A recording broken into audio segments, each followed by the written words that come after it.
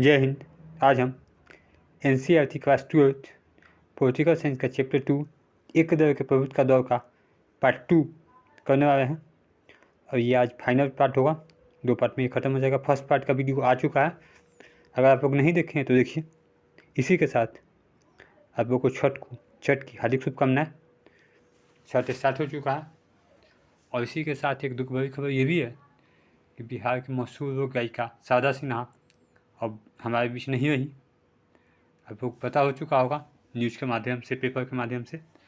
तो ये थोड़ा सा दुख भरी खबर है।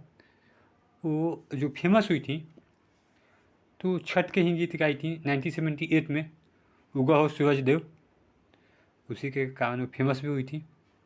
और छठ के ही पहले दिन नहा खाए को वो नहीं रही। इसी के साथ अब हम लोग अपना चैप्टर को स्टार्ट करते हैं। देखिए, कल हम जो इस चैप्टर था इसका ये सब देख चुके थे। आज जो हम लोग को स्टार्ट करना है, कल मैप भी दिखा दिए थे आप लोग को।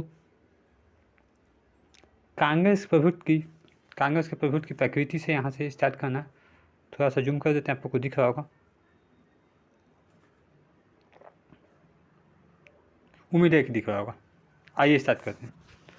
देखिए, कांग्रेस और प्रभुत्व की प्रकृति मतलब कहने का सेंस है कि हम लोग पढ़े थे कल फर्स्ट पार्ट में कि 1952, 1957, 1962 के चुनाव में कांग्रेस ही एकमात्र पार्टी थी जिसकी सरकार बनी और सत्ता से में अधिकांश सीट कांग्रेस ही जीतती थी। तो मतलब कांग्रेस का एक पार्टी के तौर पे एक अपना पकड़ हो गया था।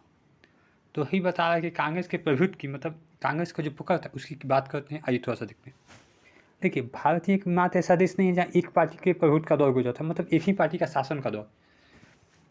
हम दुनिया के बाकी मुल्कों पर भी नजर दे रहे हैं, जैसे बाकी देश पे, मुल्क मतलब देश होता है, तो हम एक पार्टी के प्रभुत्व को बहुत से उदाहरण मिलेंगे। लेकिन बाकी मुल्कों में एक पार्टी और भारत की एक पार्टी में एक बहुत बड़ा डिफरेंस है। क्या डिफरेंस है, आइए इसको समझते हैं। देखिए, बाकी मुल्कों में एक पार्टी का प्रभुत्व का मतलब क्या था कि कोई एक ही पार्टी है और लोकतंत्र की कीमत पे है, मतलब वहाँ पे लोकतंत्र नहीं है। जैसे चीन में अभी भी एक ही पार्टी का शासन है और उसी पार्टी का है, दूसरा पार्टी कोई बना ही नहीं सकता। लेकिन भारत में ऐसा कुछ नहीं था। आप बनाइए, आप में है क्षमता तो आप चुनाव लड़िए, अगर आप जीतते हैं तो आप ही की सरकार बनेगी, आप अगर नहीं जीतते हैं तो कोई बात नहीं है। ऐसे ही कुछ देश थे, चीन, क्यूबा, ऑस्ट्रेलिया। इस संविधान में एक ही पार्टी के देश का शासन करने की अनुमति दी गई थी। अभी चीन का एग्जाम्पल दिए ही थे, तो 2 देश और देख लीजिए, चीन, क्यूबा और ऑस्ट्रेलिया। यहाँ पे एक ही पार्टी की थी। कुछ और देश हैं जैसे म्यांमार हो गया, बेलारूस हो गया, इरातिया हो गया, यहाँ पे एक पार्टी का और सैन्य का ही शासन चलता था। एक पार्टी या सैन्य का ही शासन चलता था। अब से कुछ साल पहले तक मैक्सिको, दक्षिण कोरिया मतलब साउथ कोरिया और ताइवान भी एक पार्टी के प्रभुत्व वाले देश थे। अब से कुछ साल पहले तक ये तीनों भी एक ही पार्टी के प्रभुत्व वाले देश थे।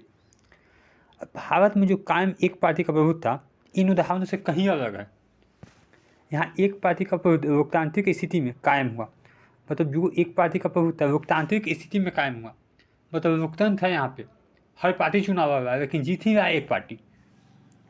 अनेक पार्टियों ने मुक्त और निष्पक्ष चुनाव को माहौल में एक दूसरे की होड़, और तब भी कांग्रेस पार्टी एक के बाद एक चुनाव जीती गई। मतलब देखिए, निष्पक्ष चुनाव हो रहा था, पार्टी में होड़ थी। अगर कांग्रेस अच्छा प्रदर्शन नहीं करती तो दूसरा पार्टी करता। लेकिन बाकी देशों में क्या था कि एक ही पार्टी ही खड़ा होगी। आपके पास अगर एक ही कैंडिडेट वोट मांगने है तो आप उसी को दीजिएगा। लेकिन आज के डेट में क्या 50 पार्टी का कैंडिडेट आता है, लेकिन आप वोट तो किसी एक ही को दे सकते हैं ना। वैसे ही था और इसमें कांग्रेस जीती चली गई। दक्षिण अफ्रीका में रंग भेद, जैसे दक्षिण अफ्रीका में काला और गोरा का रंग भेद का चलता था, तो दक्षिण अफ्रीका में भी रंग भेद की समाप्ति के बाद, आइए देखते हैं, जो रंग भेद था उसका समाप्ति हो गया। थोड़ा सा जूम कर देते हैं।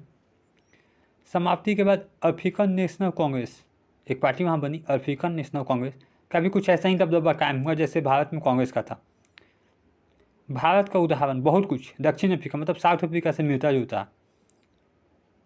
कांग्रेस पार्टी की असाधारण, मतलब ये साधारण सफलता नहीं, असाधारण मतलब अच्छी सफलता की जय स्वाधीनता संग्राम की रियासत से, मतलब ये स्वतंत्रता के पहले से है। कैसे? कांग्रेस पार्टी को राष्ट्रीय आंदोलन हुआ था कि राविश के रूप में देखा गया, और कांग्रेस पार्टी ही थी जो राष्ट्रीय आज़ादी के लिए संघर्ष की और बहुत संघर्ष की। आज़ादी के आंदोलन में अग्रणी रहे अनेक नेता जो आज़ादी के लड़ाई में अग्रणी थे, मतलब आगे रहते थे। अनेक नेता क्या थे? कांग्रेस के उम्मीदवार के रूप में चुनाव लड़ रहे थे। जो नेता पहले फाइट कर रहे थे बीती से, अब क्या हो रहे थे? कांग्रेस के कैंडिडेट बन गए थे, कांग्रेस के थी चुनाव चिन्ह पे चुनाव लड़ रहे थे। तो लोग में अच्छा उनका पकड़ था, इससे वो जीत जाते थे। कांग्रेस पहले ही एक सुसंगठित पार्टी थी। बाकी दल अपनी रणनीति सोच में रहते थे कि कांग्रेस अपना अभियान शुरू कर देती थी। कहने का मतलब कांग्रेस पहले से एक सुसंगठित पार्टी, मतलब सब कुछ संगठन है पहले से ही। बाकी लोग क्या रणनीति करेंगे सोच ही रहा, तब तक ये क्या करती थी? अपना अभियान मतलब प्रचार दौड़ शुरू कर देती थी। आप सोच रहे हैं कि अब कैसे पढ़ें, ठीक है, तब तक दूसरा कोई पढ़ना स्टार्ट कर दिया, तो आपसे आगे निकलेगा ना। देखिए, अनेक पार्टी का गठन स्वतंत्रता के समय या उसके आसपास हुआ था। मतलब जो पार्टी थी उसका गठन कब हुआ था? अनेक पार्टी थी, कांग्रेस को छोड़ के बहुत सी पार्टियाँ थी। स्वतंत्रता के कुछ पहले या उसके आसपास हुआ था, ठीक है। और कांग्रेस पहले से थी, इसका उसको फ़ायदा मिला। कांग्रेस को और इकलौता मतलब होने का फ़ायदा तो मिला ही। आज़ादी के वक्त तक यह पार्टी देश में चारों ओर फैल चुकी थी, मतलब देश में चारों ओर फैल चुकी थी। आप यह बात दिए गए मानचित्र में देख चुके हैं, जैसे मैप हम कल दिखाए थे। अगर आप लोग मैप नहीं देखें तो पिछले वीडियो में जाइएगा, मैप देखिएगा और वहाँ से आप लोग समझ सकते हैं। देखिए, पार्ट 2 देखने से पहले पार्ट 1 आप लोग को देखना बहुत ज़रूरी है, वो ही देख लीजिए। क्यों? क्योंकि देखिए, कोई भी समझने के लिए कुछ स्टार्टिंग से समझना होता है, बीच में आइएगा कुछ नहीं समझ में आएगा। 2 मिनट देख के आप चाहिएगा कि हम पूरा चैप्टर समझ जाएँ तो कोई फ़ायदा नहीं होगा। अभी भी आप लोग के पास टाइम है, 3 महीने का एग्ज़ाम में टाइम है। ये नवंबर चल रहा है, आप लोग का फरवरी में एग्ज़ाम स्टार्ट होगा। आप लोग मेहनत कीजिए अभी से भी आप लोग अच्छा स्कोर कर सकते हैं। इस पार्टी का देखिए संगठन का नेतृत्व आसानी स्तर तक पहुँच चुका था, मतलब एक संगठन अच्छे कायम हो चुकी थी। सबसे बड़ी बात यह थी कि कांग्रेस का हाल फिलहाल तक आज़ादी के आंदोलन का अगुवा रही थी। मतलब आज़ादी जो हुआ उसका जो हेड कौन था? कांग्रेस ही था, और उसी का उसको फ़ायदा मिलता चला गया। आइए आगे थोड़ा सा देखते हैं। देखिए यहाँ पे कट रहा थोड़ा सा, चलिए दिख रहा होगा। आइए देखते हैं। आप ये पढ़ चुके हैं कि कांग्रेस का जन्म कब हुआ था, मतलब कांग्रेस पार्टी कब बनी थी? 1885 में। समझिए कितनी पुरानी पार्टी है। मान के चलिए कि 150 साल होने वाला है, ठीक है, मतलब 140 साल। तो 1885 में ये पार्टी बनी थी, 1885 में। उस वक्त तो जब बनी थी तो नवशिक्षित, कामकाजी और व्यापारियों का एक हित समूह भर थी। जब पार्टी बनी थी ना, उस समय क्या थी? जो नवशिक्षित हैं, कामकाजी हैं, व्यापारी हैं, उन्हीं के हित में थी। लेकिन अब ऐसा नहीं है। 20वीं सदी में इसने, मतलब 1900 के बाद जन आंदोलन का रूप ले लिया। इसी वजह से कांग्रेस ने एक जनव्यापी राजनीतिक पार्टी का रूप ले लिया। इसके बाद कांग्रेस एक राजनीतिक पार्टी का रूप ले ली और राजनीतिक व्यवस्था में इस दबदबा कायम हुआ। राजनीतिक व्यवस्था में इसके कारण इसका क्या हुआ? दबदबा कायम हुआ, ठीक है। आइए आगे देखते हैं। शुरू में कांग्रेस में अंग्रेजी जाति, उच्च मध्य वर्ग और शहरी अभियान का बोलबाला था। स्टार्टिंग में कांग्रेस में अंग्रेजों का, अंग्रेजी जाति में जो फॉरवर्ड कास्ट हैं उनका, मध्य वर्ग का और शहरी अभियान का ज़्यादा बोलबाला था। लेकिन कांग्रेस ने जब भी सविनय अवज्ञा जैसे आंदोलन चलाए थे, सविनय अवज्ञा आंदोलन जो कांग्रेस चलाया था, उसने सामाजिक आधार पर था। उस मेन इसके जो आंदोलन था सविनय अवज्ञा आंदोलन, उसके मेन भूमिका गांधी जी थे। गांधी जी भी कांग्रेस के सदस्य ही थे। कांग्रेस ने परस्पर विरोधी होते हुए हितों के कई समूहों का एक साथ जोड़ा, मतलब जो अपना विरोधी भी है लेकिन देश के लिए अच्छा, उसको अपने साथ जोड़ा। कांग्रेस में किसान, उद्योगपति, शहर के बासिंदे और गांव के निवासी, मजदूर और मालिक एवं मध्य, निम्न और उच्च वर्ग तक जाति सबको जगह मिली।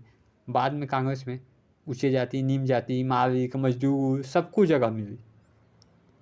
समझिए कितना मिला के कांग्रेस चलती थी। धीरे धीरे कांग्रेस का नेतृवर्ग भी विकसित हुआ, जो लीडरशिप था वो भी विस्तारित हुआ।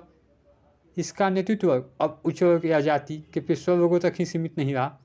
इसमें खेती किसानी के बुनियादी बातें तथा गाँव ज्ञान तरफ रुझान रखने वाले नेता भी उभरे। जो खेती किसानी करते थे गाँव के तरफ, उनका भी अब मतलब वो भी अब नेता बनने लगे।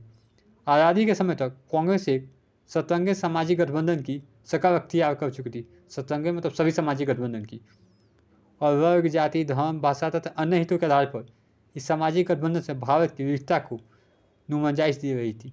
कहने का सेंस है कि सभी पार्टी का, तो वहाँ पे एक विविधता हो गई थी और सबको मिला के चलने वाली कांग्रेस पार्टी थी, अभी भी चलती है।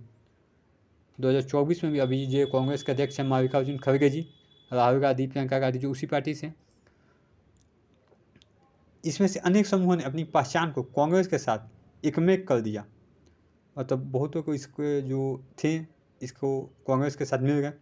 कई बार यह भी हुआ कि किसी समूह ने अपनी पहचान को कांग्रेस के साथ एक साथ नहीं किया और अपने अपने विश्वास को मानते हुए बेतौर एक व्यक्ति या समूह के कांग्रेस के भीतर बने रहे।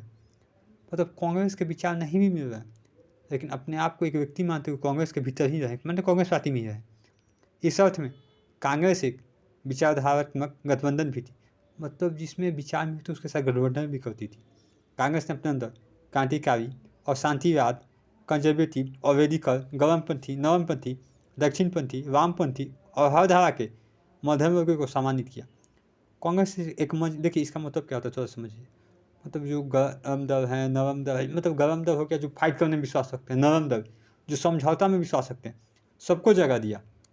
कांग्रेस एक मंच की तरह थी जिस पर अनेक समूह, हित और राजनीतिक दल आ जुटते थे और राष्ट्रीय आंदोलन में भाग लेते थे।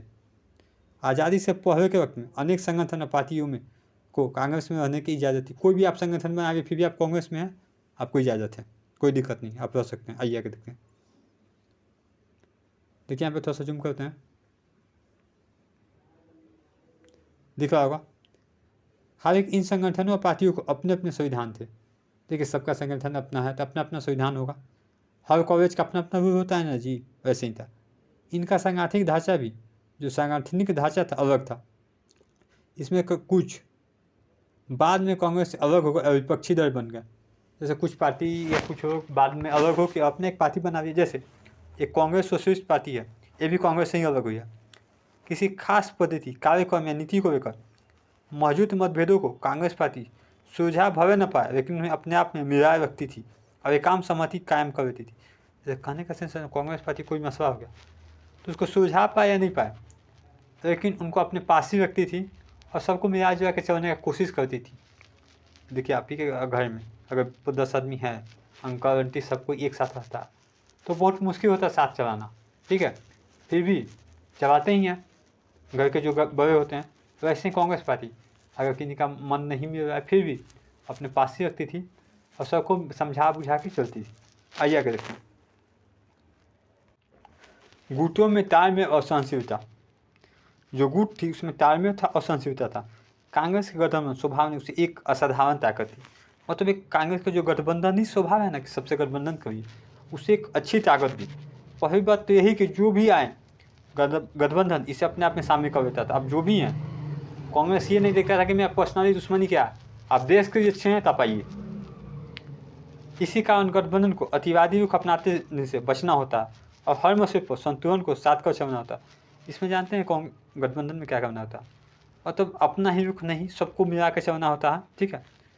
सुलह समझौते के रास्ते पर चलना और सुलह सामसी होना गठबंधन की विशेषता होती है। मतलब सुलह कर रही है, समझौता कर रही है, जैसे किसी से फाइट हुआ तो समझौता कर रही है और सबको मिला के चलना, यही गठबंधन की विशेषता होती है। इस रणनीति की वजह से विपक्ष कठिनाई में पड़ा। यही रणनीति है कि विपक्ष कभी नहीं जीत पा रहा था। विपक्ष कोई बात कहना चाहे तो कांग्रेस का विचारधारा कार्यक्रम में उसे तुरंत जगह मिल जाती थी। जैसे आप विपक्ष हैं, कुछ कहना चाहें तो आपको जगह मिलेगा, बोलने का मौका दिया जाएगा। लेकिन आज के दौर में ऐसा नहीं है। हमारे प्रधानमंत्री नरेंद्र मोदी हैं, लेकिन आज के दौर में ऐसा कुछ नहीं है। आप लोग भी जानते हैं, इस विषय पे बहुत बात करना सही नहीं है, लेकिन आज ऐसा नहीं है। आइए दूसरे, अगर किसी पार्टी का स्वभाव गठबंधनी हो तो अंदरूनी मतभेदों को लेकर उसमें सहनशीलता भी ज़्यादा होती है। अगर आप गठबंधन करना चाहते हैं तो कुछ मामले वहाँ पे आपको सहना भी पड़ेगा। विभिन्न समूह नेता को महत्वाकांक्षाओं को भी उसमें समनाई हो जाती है। बहुत महत्वाकांक्षा मतलब बहुत पढ़े लिखे, उनके कैपेबिलिटी का बात हो रहा है। कांग्रेस ने आज़ादी की लड़ाई के दौरान इन दोनों ही बातों पर अमल किया था, ठीक है, और आज़ादी मिलने के बाद ही इस पर अमल जारी रखा। मतलब आज़ादी से पहले जैसे थी वैसे ही आज़ादी के बाद भी रही। इसी कारण अगर कोई समूह पार्टी की रुख से अथवा सत्ता से में प्राप्त अपने हिस्से से नाखुश हो तब भी वह पार्टी में ही बना रहता था। पार्टी को छोड़कर विपक्ष की भूमिका अपनाने की जगह पार्टी में मौजूदा किसी दूसरे समूह से लड़ने को बेहतर समझता था। जैसे कहने का सेंस है कि पार्टी को छोड़कर विपक्ष की भूमिका में आकर उसे अच्छा सोचता था ना, पार्टी में रह के अपना बात कहेंगे, एक समूह के खिलाफ कहेंगे। पार्टी के अंदर मौजूद विभिन्न समूह गुट कहे जाते थे। पार्टी के अंदर जो भी वो समूह थे वो क्या कहे जाते थे, गुट कहे जाते थे। उम्मीद है कि आप लोग समझ पा रहे होंगे। अपने गठबंधनी स्वभाव के कारण कांग्रेस विभिन्न गुटों के प्रति सहनशील भी थी। कांग्रेस गठबंधन कर रही थी तो सहनशीलता भी उसमें था, और इसी स्वभाव से विभिन्न गुटों को बढ़ावा भी मिला। इसके कारण विभिन्न गुट का बढ़ावा भी मिला। कांग्रेस के विभिन्न गुटों में से कुछ विचारधारा सावरकर की वजह से बने थे, लेकिन अक्सर गुटों के बनने में, आइए आगे देखते हैं, अक्सर गुटों बनने के पीछे व्यक्तिगत महत्वाकांक्षा तथा प्रतिस्पर्धा की भावना थी। थोड़ा सा यहाँ पे कट रहा है,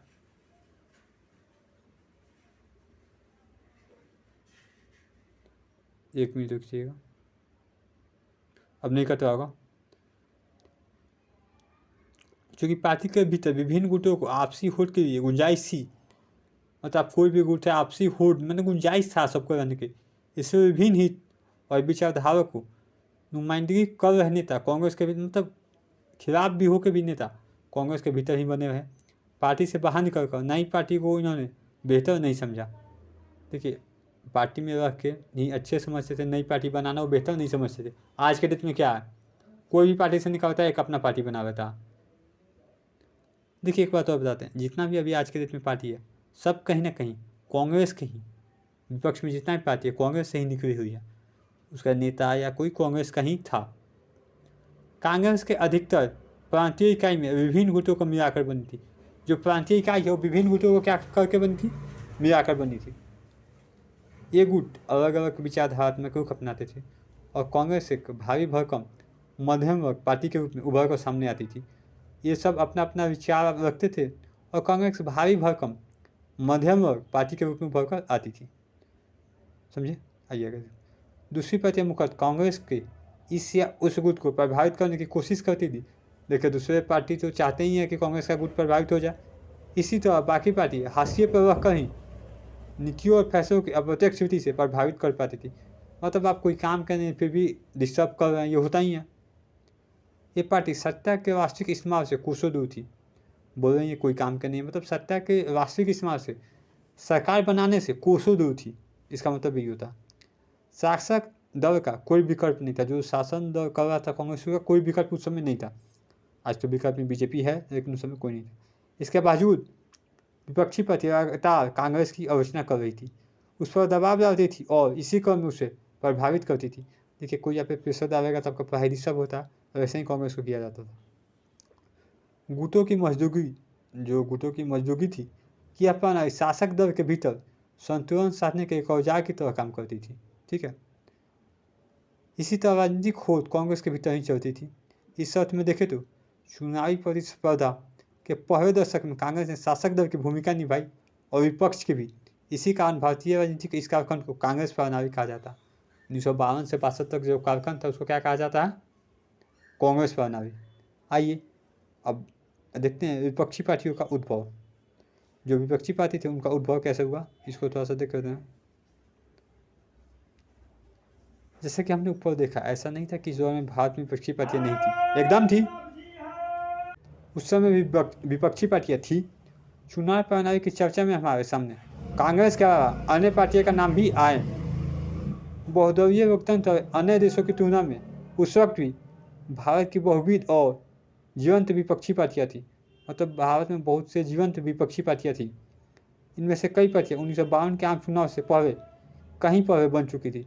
कई पार्टी ऐसे भी थी जो 1952 के चुनाव का उससे पहले ही बन चुकी थी। इनमें कुछ ने 60 और 70 के दशक में देश की राजनीति की महत्वपूर्ण भूमिका निभाई थी। मतलब 1960 से 70 में ये देश में राजनीति में महत्वपूर्ण भूमिका भी निभाए थे। आज के लगभग सभी गैर कांग्रेस पार्टियां की जगह 1950 के दशक में किसी न किसी विपक्षी पार्टी में खोजी जा सकती है। कहने का मतलब है कि जो अभी जितना भी विपक्षी पार्टियां हैं उनका जड़ कहीं ना कहीं 1950 के दशक के कांग्रेस के पार्टी में खोजी जा सकती है।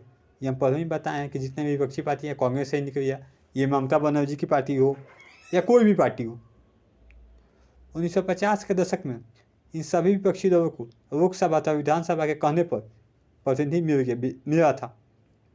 मतलब 1950 के दशक में इन सभी विपक्षी दलों को लोकसभा तथा विधानसभा में कहने भर को मतलब नाम मात्र के रिप्रेजेंटेटिव इनके भी चुने गए थे।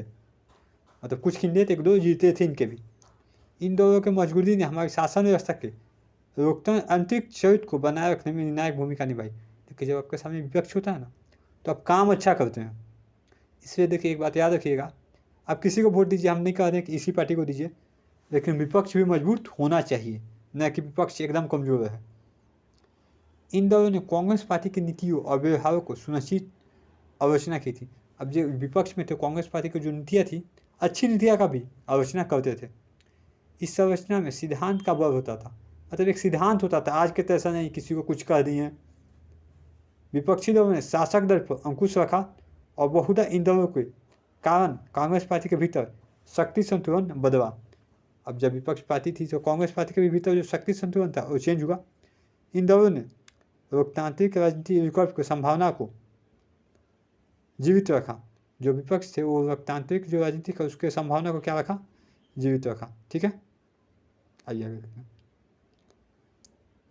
ऐसा करके इन दलों ने व्यवस्थाजन रोष को लोकतंत्र विरोधी बनने से रोका।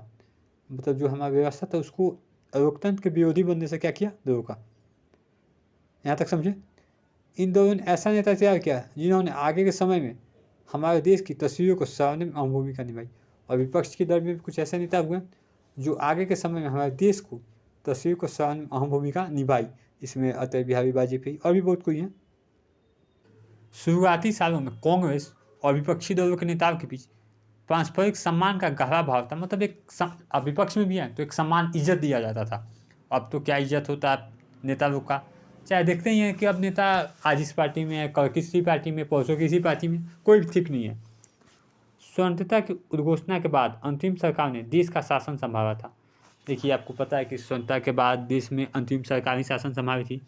इसके मंत्रिमंडल में डॉक्टर अम्बेडकर, भीमराव अम्बेडकर, श्याम प्रसाद मुखर्जी जैसे विपक्षी नेता शामिल थे।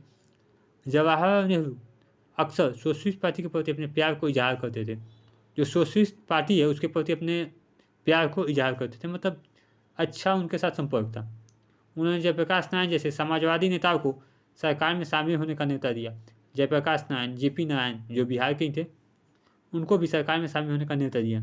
अपने राजनीतिक प्रतिद्वंदी से इस किस्म की निजी रिश्ता और उनके प्रति सम्मान का भाव दलगत प्रतिस्पर्धा के तेज होने के बाद रफ्तार कम होता गया। देखिए अभी आप देखें कि जवाहरलाल नेहरू सोशलिस्ट पार्टी के बीच भी उनका अच्छा संबंध था। जयप्रकाश नारायण को भी उस सरकार में शामिल होने के लिए न्योता दिए थे। तो अपने विपक्षी पार्टी से भी इतना अच्छा संबंध अब के दौर में नहीं, अब तो बिल्कुल भी नहीं है। आप देख सकते हैं विपक्ष के पार्टी को तोड़ा जाता है, बहुत कुछ किया जाता है, अपना बस मेरा सरकार होना चाहिए यही देखा जाता है। इस तरह के देश में लोकतांत्रिक राजनीति का पहला दौर एकदम अनूठा था। जो पहला दौर था एकदम अनूठा था। राष्ट्रीय आंदोलन को चरित्र सामने था। इसकी अगुवाई कांग्रेस ने ही की थी। राष्ट्रीय आंदोलन के इस चरित्र के कारण कांग्रेस की तरफ विभिन्न समूह, वर्ग और हितों के लोग आकर्षित हुए। यही कारण था कि कांग्रेस की तरफ सभी समूह, वर्ग और हितों के लोग क्या आकर्षित होते थे। ठीक है, आगे देखिए।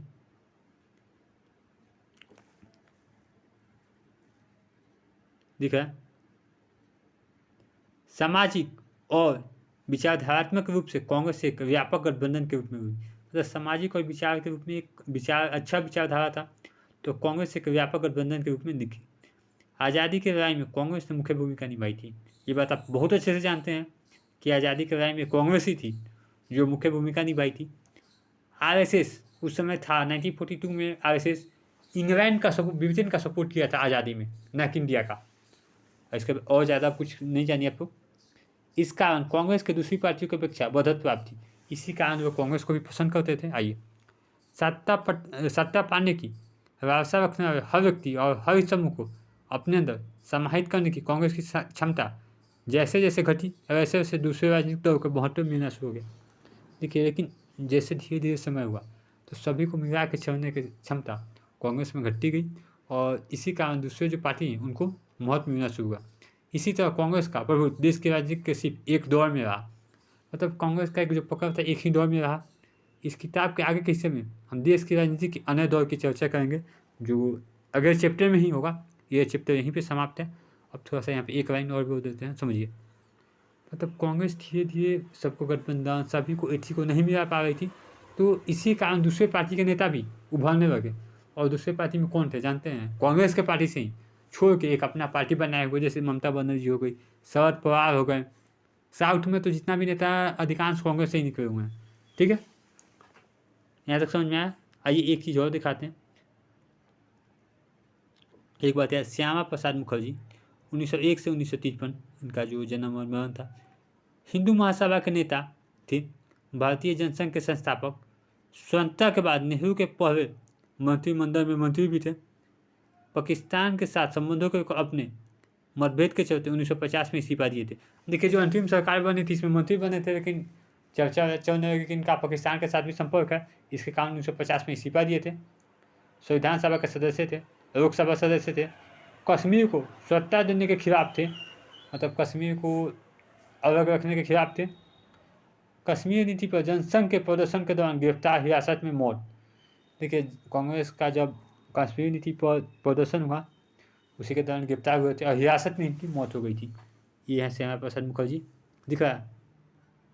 देखिए, आइए एक चीज़ और दिखाते हैं, अब ख़त्म है। देखिए, ये 1948 का पिक्चर है जिसमें चक्रवर्ती राजागोपालाचारी जो पहले स्वतंत्र भारतीय गवर्नर जनरल थे, राजागोपालाचारी और नेहरू के मंत्रिमंडल है, बाएं से दाएं में देख सकते हैं।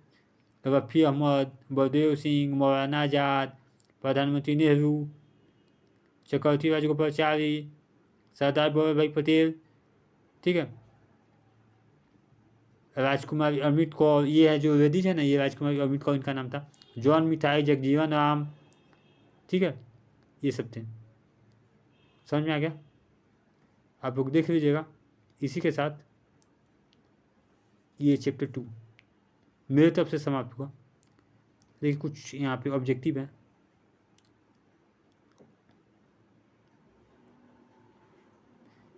पहला क्वेश्चन है, बस एक क्वेश्चन करा देते हैं। 1952 के पहले आम चुनाव में लोकसभा के साथ साथ देश के भी चुनाव कराए गए थे। राज्य के विधानसभा का, राज्यसभा का, भारत के राष्ट्रपति का, किसका? तो हम कल के चैप्टर में पढ़े हैं कि विधानसभा का कराया गया था। ऐसे ही कुछ ऑब्जेक्टिव है, ये आप लोग बनाइएगा। जो भी नहीं बने या जो भी आप लोग को डाउट लगे कि ये नहीं बना, ये डाउट है, आप लोग बेझिझक कमेंट कीजिए, उसका आंसर हम देंगे। अगर बहुत ज़्यादा आप लोग का डाउट आएगा तो उस पर एक वीडियो भी बना देंगे। इसके लिए आप लोग टेंशन नहीं लीजिए, बस अच्छे से पढ़िए। और अभी तो छठ है तो आप लोग छुट्टी ही कर लेंगे, लेकिन जैसे ही छठ खत्म होता है पूरे जी जान से एग्ज़ाम पे भेजिए और एग्ज़ाम दीजिए। आज के लिए इतना ही, धन्यवाद।